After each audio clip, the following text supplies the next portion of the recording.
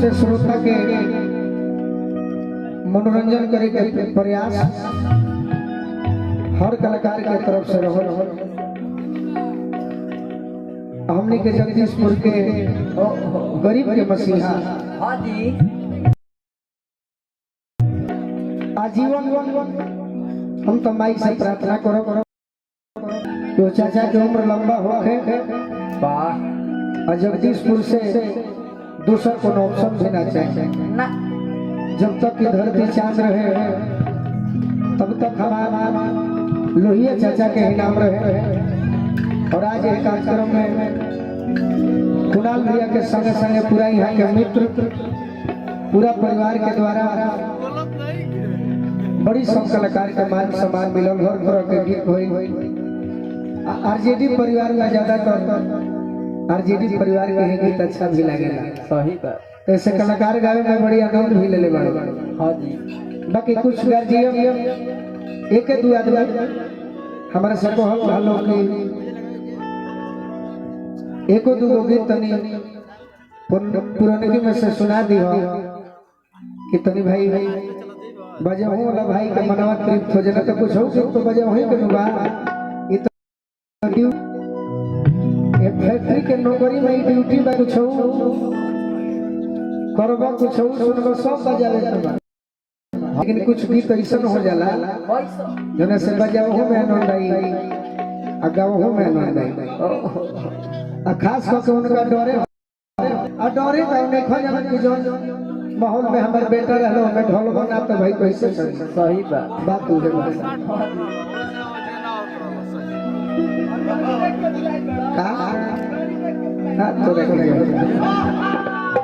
हमारे भैया जी तो कबो हरिहरिये देख के ना भूला ला। एक जानी कहत हरी का हो एगो गीत आई रहे बड़ी पहिले। हाँ जी। पुरानिया लोग गौले रहलो कौन कि बंगाल से सजाना ओई बनेरा हे भैया एक जानी हाँ एक के गीत हम गाए जब जखमे भी अभी तत्काल लिखले बनी यही गीत से हम समाप्त करब। बाकी तनी तनी भोजपुरी के जौन गीत होला सही बात। हर आदमी के पहचान होखे के चाही जीवन में। सही बात।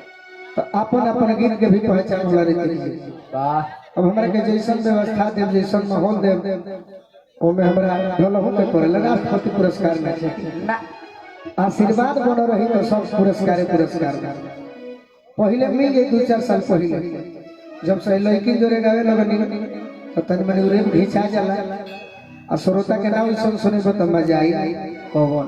यही तरी एगो मेहरारू औरत के झगड़ा भइल तो मेहरारू अपना पर्दा से पूछ दी हल यारे मुंह ने बताओ तोरा औकात का बा तो मर्दा कहते हमारा औकात ना तबे रोज हम एमपी एमएलए मंत्री जो ढीला बैठिला। हां जी।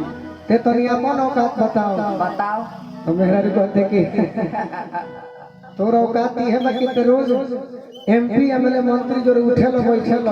हां जी। तो हमरो औकात जान लो तू जाना एमपी एमएलए मंत्री जो उठेलो बैठेलो। हां जी। हम हनिए जो रोज सुतीला हमारा औकात ही है। गीत संगीत में होला अयारा जिला के धरती तनी बघवा जिला कहलो गइल बा कुछ गीत होला कुछ ना गीत होला तो हमें घबराई जाला ना अपन अपन ड्यूटी देखी तो गीत कैसन बा एक जानी बहुत हरिया गीत बा 17 मार्च के रात में कहीं प्रोग्राम बा कि ना 17 मार्च के आए प्रोग्राम बा दिन में बा रात में समस्तीपुर लिखी पटने से समस्तीपुर चले हाँ अभी और हम देख बताओ तारो पर मन गद जब से तू हमारे के अपना बियाह में बोलौले बड़ा मन में गद बा। अब एक जने के हम लोग कुछ सोच देखी तो गीत कैसन बा बड़ी पुरानिया के गीत यही आरा जिला के गीत है। विष्णु भाई हेलो ए बा भैया तारी की बोहे पूरा ओ यार नदी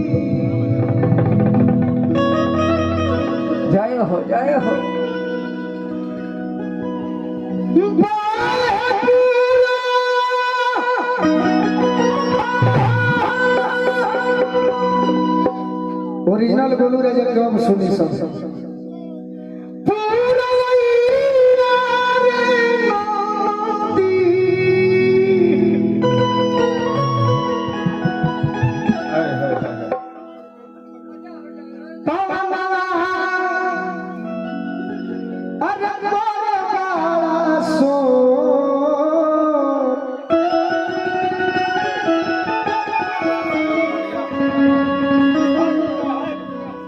अरे राजा जी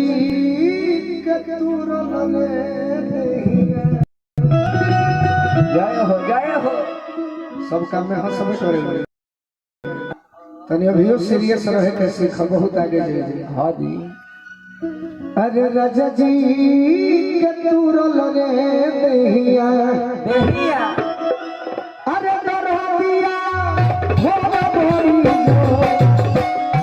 राजा जी के तुरल रे देहिया दरदिया हो भरी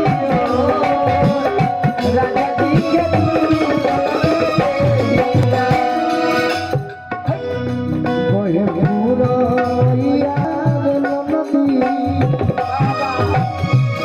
अभी के प्रोग्राम प्योर बुढ़ापा सही बात 12 बजे के पहले नादानी हाँ जी 12 बजे तक जवानी जवानी अभी जे बुढ़ापा में डाली हाँ जी वो करे ना सही बात अब हमारे नाच ही नहीं राजा जी राजा जी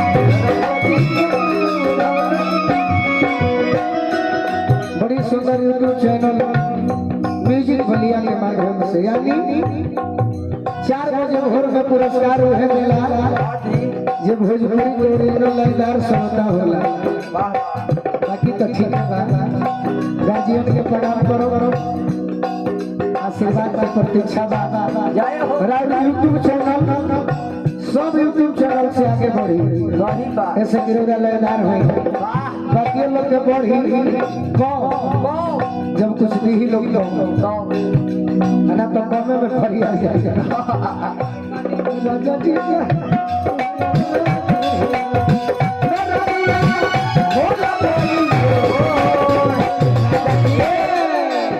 शिवानी हने रहा घर 100 रुपया मिलल हाँ जी यही तरीके जनवरी करत रहलो उनका गावे में मने ना लगे एक जनवरी के ना लगो तो हाँ जी आज कोई खपत खतरी सही बात देखे बड़ी कहत है एक जनी सीरियस का कहत सुन सुन ननद गोपिनिया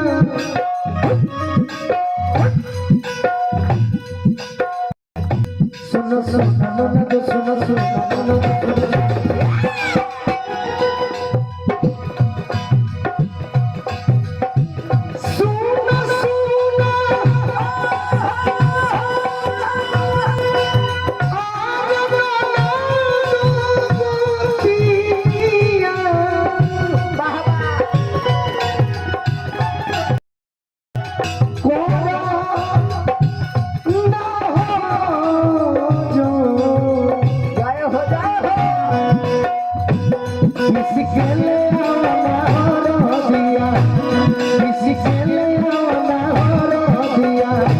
दरदिया होला मोरी राजा जी के पूरन दरदिया होला मोरी राजा जी के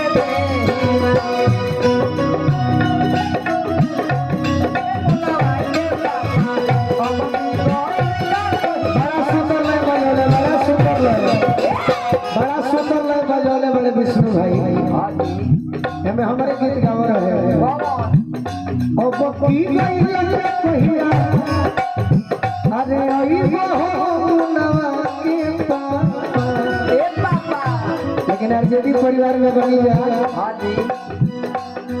आरजेडी परिवार को एक लाइन मार दे के चाहिए वही बात आई है आरजेडी परिवार ऐसा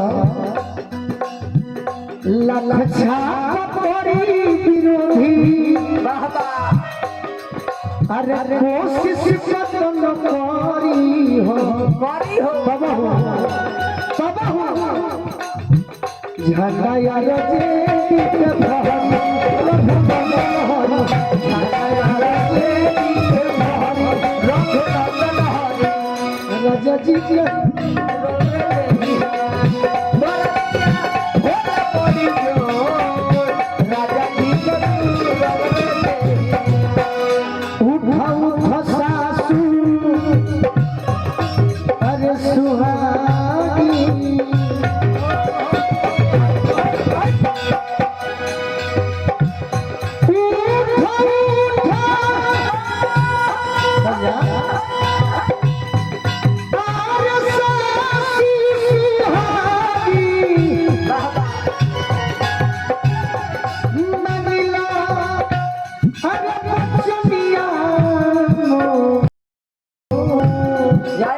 फिर से म्यूजिक बोलिए आज के प्रोग्राम और सब है म्यूजिक बोलिए सही बात और इस चैनल पर देखो बाकी सर्च करो म्यूजिक बोलिए ऑनलाइन मार दो फिर से गार्जियन के आशीर्वाद मिलो बार बार प्रणाम आशीर्वाद के प्रतीक संबंधी बाबा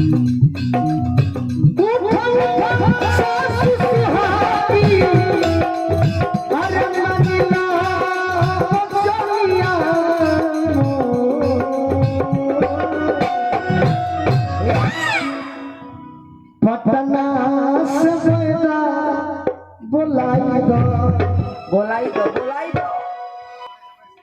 तैयारी भाई कि पटना से बोलाई दो अरे पिया होला बोली दो राजा जी के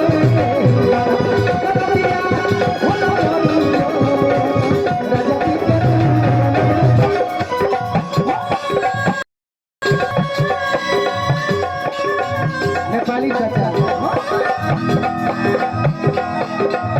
हेलो शिवाजी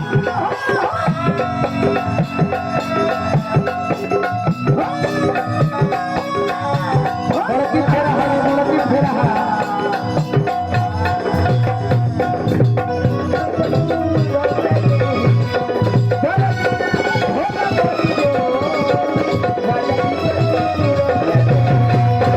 ये हमारा नेपाली चाचा है अब के हम चिन्हनी है कि आरजेडी के तो है बाकी गाय भैंस के बड़की फेर हो है हमार घर परिवार से जुड़ल हो चाचा के बार बार प्रणाम करो आशीर्वाद के प्रतीक्षा